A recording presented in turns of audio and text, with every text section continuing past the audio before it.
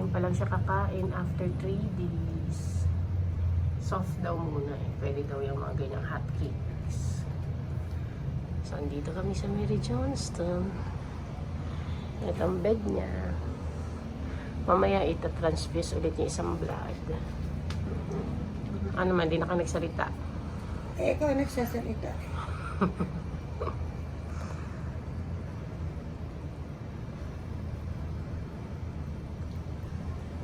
Good morning po sa inyong lahat.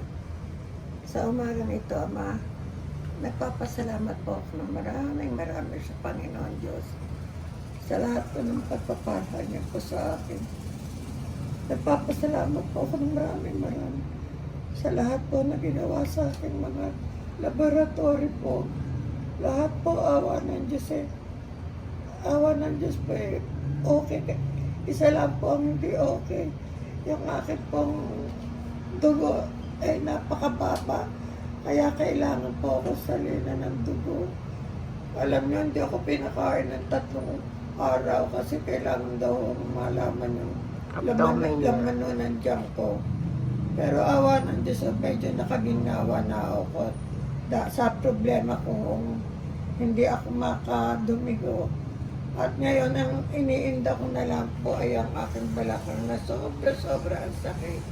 Hindi ako makagalaw. Pero ngayon po medyo nakakakilis na po ako. Ito, nakababa po ako sa kama. Maraming po salamat sa Panginoon sa binibigay panggip po sa akin. Sa akin pong mga kalakasan ng aking pagkatawa. Nagpapasalamat din po ako sa mga kapatid ko. Sila Rebecca, sila Rene, sila Leah, sila Orin, na nanalangin sa akin para po sa kulang pa, Linda. Lilia. Nasabi ko na. Kulang kayo ng mention. Nagpapasalamat po ako ng marami sa aking lahat ng aking mga kapatid. Hindi ko na po sasabihin kung sino-sino makakalimutin ako para wala akong pasalamatan ko lahat. Hindi ko na po sasabihin kung sino-sino, basta lahat po ng aking kapatid. Pinasasalamatan ko po sa kanilang mga panalangin sa akin. Ganon din po, anak. Ganon din po, nagpapasalamat ako sa aking anak na si Grace at sa aking mga apo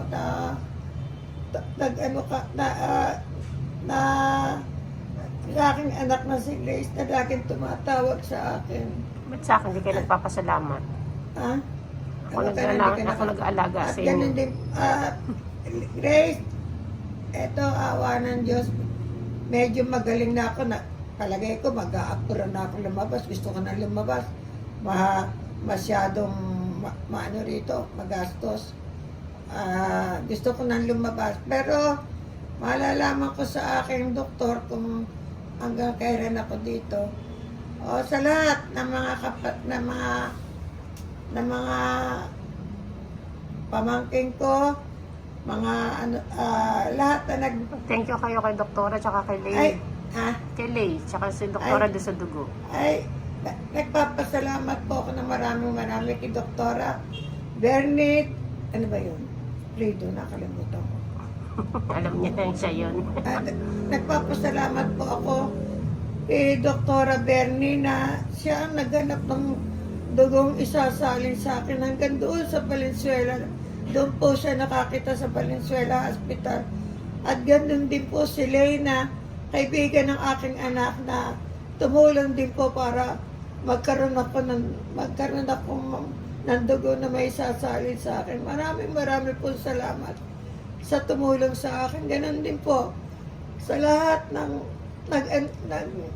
at sa lahat po na nananalangin sa akin sa paggaling. Maraming po salamat sa inyong lahat. Hindi ko na po kayo hindi ko na po sasabihin mga pangalan nyo.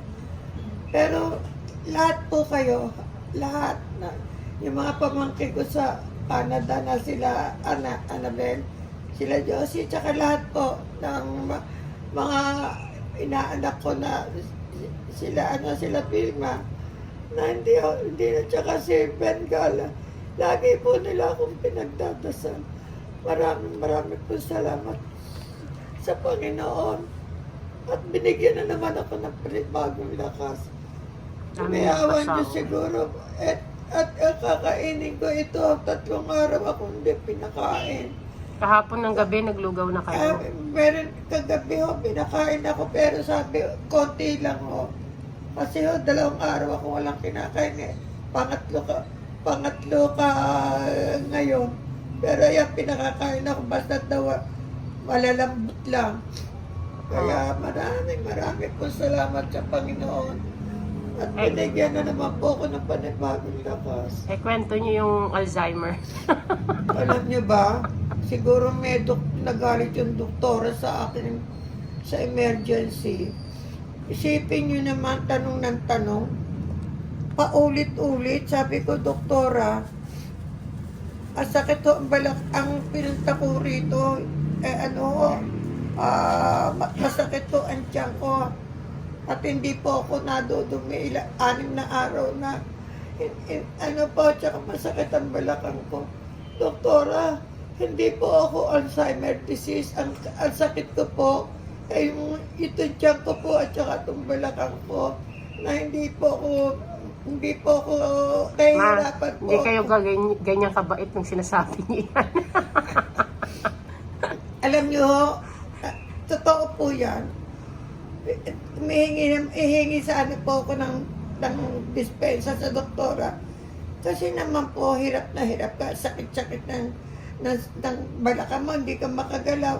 Tapos hirap na hirap ako doon sa emergency. Isipin nyo naman po, paulit-ulit na tanong ang ginagawa sa akin. Akala siguro, nag-uulyanin ako. Yun at yun din po ang sabi ko, doktora, paulit-ulit naman ang tanong nyo. Yung sinabi ko ho, yun ho, hindi ho ako Alzheimer. Ang masakit ho sa akin, tiyan ko, tsaka balakang ko. Meron pa kayo. Ang kulit-kulit niyo. Sinabi ko ba yun? Oo. Nakakaya nga. Nakakahiya po. Pinagsabihan ko daw po yung doktora. Ang kulit-kulit nyo naman. Pero nung... Nahimasmasan na kayo. Paano naman? Grabe ang sakit na nararamdaman ko. Paulit-ulit pa. Yun din ang tinatanong. Pasensya na kayo ha. Ayoko sanang mag-vlog ngayon kasi nahihiya ako. Sa ospital ka. Sabi na, ako sa totoo Kanyang lang. maliit na kwarto na 10 oras namin inintay. Kasi walang makuha ang kwarto. Alam niyo, sa totoo lang, allergic ako sa ospital. Alam niyo, yung yung anak lang si Lisel, kasi talaga nakikita nila na namimilipit na ako sa sakit ng tiyan ko sa bahay. Ayoko, sa totoo lang, ayoko ho dito. Pagdating ko rito, sang katutak na tusok. Yan.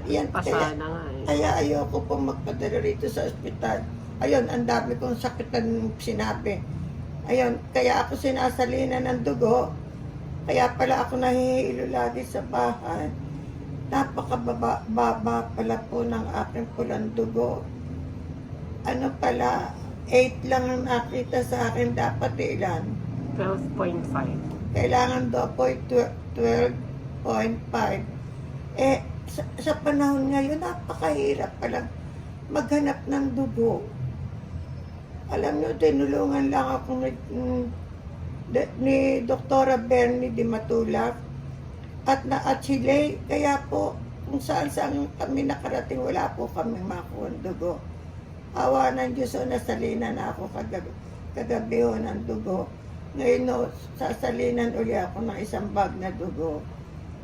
Bye na lang po. Kain kayo. Bye-bye. Ano ulam niyo? Natuyo na.